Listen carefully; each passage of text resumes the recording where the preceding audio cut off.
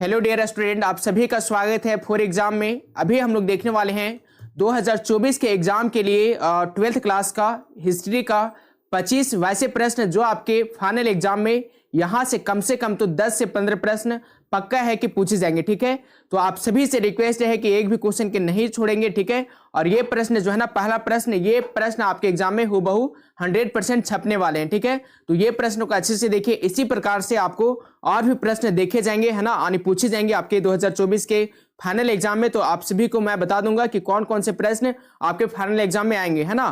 तो पहला का आंसर देखते हैं। पहला नंबर क्वेश्चन क्या है, धम्म महामात्रों को किसने नियुक्त किया? तो इसका करेक्ट आंसर क्या हो जाएंगे? इसका करेक्ट आंसर है पहला का ऑप्शन नंबर सी, अशोक ने। ठीक है, अब चलिए क्वेश्चन नंबर देखते हैं अगला, और ये वाला क्वेश्चन जो है सो एकदम छपने वाला है। ठीक है, अब चलिए देखते हैं क्वेश्चन नंबर अगला। नेक्स्ट क्वेश्चन आगे है, सेकंड नंबर प्रश्न है, अशोक किस वंश का शासक था? आपको ये बताना है अशोक जो था ना, ये किस वंश का शासक था। और ये प्रश्न जो है, ये भी प्रश्न आपके 100% जो है ना 2024 के एग्जाम में आने वाला है ना। आपको एकदम ये प्रश्न हूबहू देखने को मिलेगा, है ना। इसको जो है सो अच्छे से एकदम रट लीजिएगा। ठीक है, और इसका करेक्ट आंसर क्या हो जाएगा? इसका करेक्ट आंसर हो जाएगा दोस्तों ऑप्शन नंबर बिल्कुल बी वाला, है ना। बी वाला क्या है? तो मौर्य वंश, इसका बिल्कुल करेक्ट आंसर है ऑप्शन नंबर बी। अब चलिए क्वेश्चन नंबर देखते हैं अगला। अगला प्रश्न देखिएगा, क्वेश्चन नंबर 3 क्या है? 3 नंबर प्रश्न, भारतीय इतिहास का कौन सा काल स्वर्ण काल के नाम से जाना जाता है? आपको ये बताना है। ऑप्शन ए है मौर्य काल, गुप्त काल, मुगल काल, और ऑप्शन नंबर डी है अंग्रेजों का काल। तो 3 का बिल्कुल करेक्ट आंसर है ऑप्शन नंबर बी वाला हो जाएंगे, गुप्त काल। ठीक है, अब चलिए नेक्स्ट क्वेश्चन देखते हैं। क्वेश्चन नंबर अगला देखते हैं। 4 नंबर प्रश्न आगे है आपके स्क्रीन पे, है ना। इसका आंसर अगर जानते होंगे तो आप लोग बताएंगे कमेंट करके। ठीक है, पर्याप्त परिस्थिति की रचना किसने किया? आपको ये बताना है। ये प्रश्न जो है ना, देखिए 2010 में, 13 में, 15 में, 16 में, 20 में, और आपके 2024 में जो है ना क्या होने वाला है? तो आने वाला है। ठीक है, एकदम 100% छपने वाला है ना। तो इसको एकदम अच्छे से रट लीजिएगा। ठीक है, ये प्रश्न आपको देखने को मिलेगा, है ना। इसका करेक्ट आंसर क्या होगा? यहाँ पे देखिएगा 4 ऑप्शन, इसका बिल्कुल सही उत्तर हो जाएगा 4 का ऑप्शन नंबर कौन वाला? तो ऑप्शन नंबर हो जाएंगे देखिएगा यहाँ पे ऑप्शन नंबर सी वाला, है ना। सी वाला क्या है? तो हरिसेन एकदम करेक्ट आंसर है ऑप्शन नंबर सी वाला। ठीक है, अब चलिए क्वेश्चन नंबर देखते हैं अगला।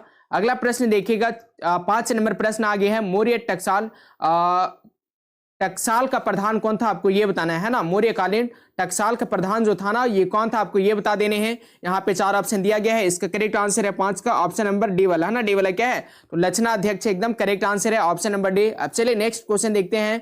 क्वेश्चन नंबर आगे है 6 नंबर, राजतरंगिणी के लेखक कौन है? आपको ये बताना है। ये प्रश्न जो है ना, ये भी काफी इंपॉर्टेंट है ना। इसको भी जो है सो रट लीजिएगा। ठीक है, यहाँ पे 4 ऑप्शन दिया गया है, 6 का बिल्कुल करेक्ट आंसर हो जाएगा ऑप्शन नंबर डी वाला, है ना। डी वाला क्या है? तो ऑप्शन नंबर डी है कलहन। ओके, अब चलिए क्वेश्चन नंबर देखते हैं 7 नंबर प्रश्न आ गया, और इसका सही उत्तर आप जानते होंगे तो बताएंगे कमेंट करके। ठीक है, अर्थशास्त्र इंडिका से किस राजवंश के विषय में जानकारी मिलती है? आपको ये बताना है। ये भी प्रश्न काफी भी आई है। ठीक है, यहाँ पे इसका करेक्ट आंसर हो जाएगा 7 का ऑप्शन नंबर कौन वाला? तो ऑप्शन नंबर ए वाला, है ना। ये वाला क्या है? तो मौर्य काल, इसका बिल्कुल सही उत्तर है। अब चलिए क्वेश्चन नंबर देखते हैं अगला। अगला प्रश्न आ गया है 8 नंबर प्रश्न, अर्थशास्त्र की रचना कब हुई थी? आपको ये बताना है। यहाँ पे 4 ऑप्शन है, बिल्कुल इसका करेक्ट आंसर हो जाएंगे क्या दोस्तों? 8 का बिल्कुल करेक्ट आंसर है ऑप्शन नंबर सी वाला, है ना। सी वाला क्या है? तो 4वीं शताब्दी ईसा पूर्व में। ठीक है, बिल्कुल ऑप्शन नंबर सी वाला सही उत्तर है। अब चलिए क्वेश्चन नंबर देखते हैं। 9 नंबर प्रश्न देखिए, पंतजलि के महाभाष्य से हमें जानकारी मिलती है। तो किस चीज के बारे में जानकारी मिलती है? गुप्त काल की, मौर्य काल की, प्राक मौर्य काल के, ऑप्शन नंबर डी है 3री शताब्दी ईसा पूर्व की। 9 का करेक्ट आंसर हो जाएंगे दोस्तों ऑप्शन नंबर सी वाला, है ना। सी वाला क्या है? तो प्राक मौर्य काल की। ठीक है, ऑप्शन नंबर सी इसका सही उत्तर है। अब चलिए क्वेश्चन नंबर देखते हैं अगला, है ना।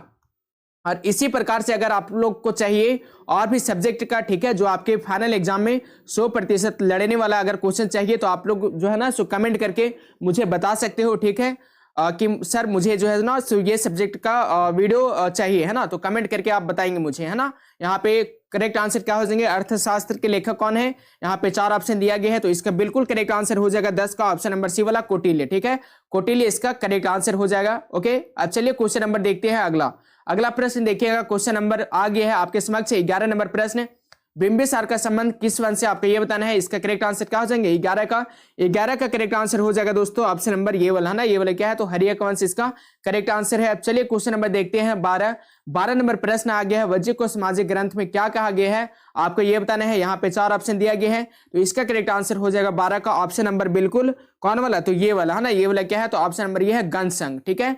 अब चलिए क्वेश्चन नंबर देखते हैं 13 नंबर प्रश्न है, मनुस्मृति में कितने प्रकार का विवाह का उल्लेख किया गया है। यह प्रश्न MVVI है, देखिए यहाँ पे लिखा हुआ ना, ये प्रश्न MVVI है, ठीक है। ऑप्शन ये है 4, 6, 8 और ऑप्शन नंबर डी है 9। तो मनुस्मृति में कितने प्रकार के विवाह का उल्लेख किया गया है, तो 13 का करेक्ट आंसर हो जाएगा ऑप्शन नंबर सी, 8 प्रकार का विवाह का, ठीक है। अब चलिए क्वेश्चन नंबर देखते हैं अगला। क्वेश्चन नंबर कौन सा है, तो 14 नंबर प्रश्न है, महाभारत में गंगा पुत्र के नाम से कौन जाना जाता है ना, किसे जाना जाता है, आपको ये बताना है। तो 14 का करेक्ट आंसर क्या होगा, ऑप्शन नंबर ये है शांतनु, ऑप्शन नंबर बी देखिएगा, ऑप्शन नंबर बी है दोस्तों क्या है भीष्म, ऑप्शन नंबर सी है दुर्योधन और ऑप्शन नंबर डी है शकुनी।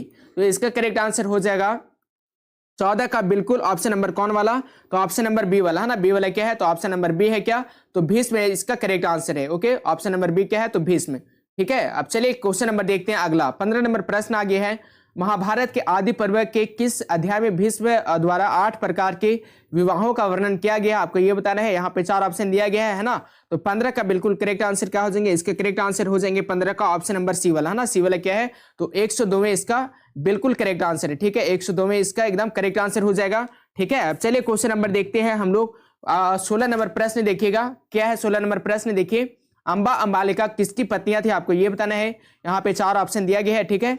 इसका करेक्ट आंसर हो जाएंगे अंबा अंबालिका जो पत्नियां थी ना वो किसकी थी, 16 का करेक्ट आंसर है option number B, option number B क्या है तो विचित्र वीर्य का, ठीक है। ऑप्शन नंबर बी इसका करेक्ट आंसर है। अब चलिए नेक्स्ट क्वेश्चन देखते हैं। क्वेश्चन नंबर देखिएगा 17 नंबर प्रश्न, महर्षि व्यास द्वारा उत्पन्न संतान थे, यहाँ पे 4 ऑप्शन है, इसका करेक्ट आंसर हो जाएगा 17 का ऑप्शन नंबर बिल्कुल डी वाला है ना, डी वाला क्या है तो ये सभी इसका करेक्ट आंसर है 17 का, ठीक है। अब चलिए नेक्स्ट क्वेश्चन देखते हैं। क्वेश्चन नंबर देखिएगा 18 नंबर प्रश्न आगे है आपके स्क्रीन पे, ठीक है।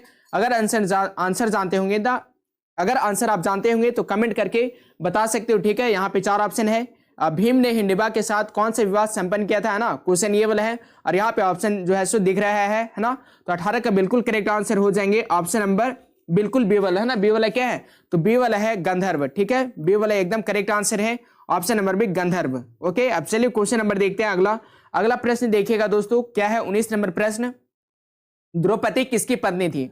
द्रौपदी जो थी ना ये किसकी पत्नी थी, अर्जुन की थी, नकुल की थी, सहदेव की थी और ऑप्शन नंबर डी है इन सभी की। तो 19 का करेक्ट आंसर क्या होगा, इसका करेक्ट आंसर हो जाएगा ऑप्शन नंबर डी वाला इन सभी की, ठीक है। ऑप्शन नंबर डी इसका करेक्ट आंसर है। अब चलिए क्वेश्चन नंबर देखते हैं 20 नंबर प्रश्न आ गया, श्रीमद् भागवत गीता के महत्व पर किसने जो है ना व्यक्त किया, आपको ये बताना है। ये प्रश्न भी आई है, ठीक है, तो इससे जो है सो याद कर लेंगे, ठीक है। यहाँ पे 4 ऑप्शन दिया गया है, इसका करेक्ट आंसर हो जाएगा 20 का ऑप्शन नंबर बिल्कुल डी वाला है ना, डी वाला क्या है तो इन सभी की एकदम करेक्ट आंसर हो जाएगा। ओके, अब चलिए क्वेश्चन नंबर देखते हैं अगला प्रश्न है 21 नंबर प्रश्न, ऋग्वेद के पुरुष सूक्त में सर्वप्रथम किस वर्ण का उल्लेख मिलता है, आपको यह बताना है। यहाँ पे 4 ऑप्शन दिया गया है ना, 21 का सही उत्तर लगाना है, तो 21 का बिल्कुल करेक्ट आंसर हो जाएंगे ऑप्शन नंबर डी वाला है ना, डी वाला क्या है तो ऑप्शन नंबर डी है शूद्र, ठीक है।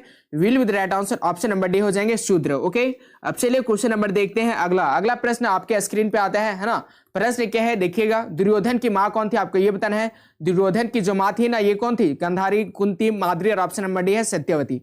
तो 22 का करेक्ट आंसर क्या होगा, इसका करेक्ट आंसर हो जाएंगे दोस्तों ऑप्शन नंबर ये वाला है ना, ये वाला क्या है ऑप्शन नंबर ये है गांधारी। ओके, अब चलिए क्वेश्चन नंबर देखते हैं अगला प्रश्न देखिएगा 23 नंबर प्रश्न, हिनयाने पुस्तकें किस भाषा में है, आपको ये बताना है। संस्कृत में है, पाली में है, प्राकृत में है और ऑप्शन नंबर डी है बौद्ध में है। तो क्या हो जाएंगे इसका करेक्ट आंसर, क्वेश्चन नंबर कौन सा तो 23 का सही उत्तर लगाना है, तो इसका करेक्ट आंसर है ऑप्शन नंबर बी वाला पाली, ठीक है।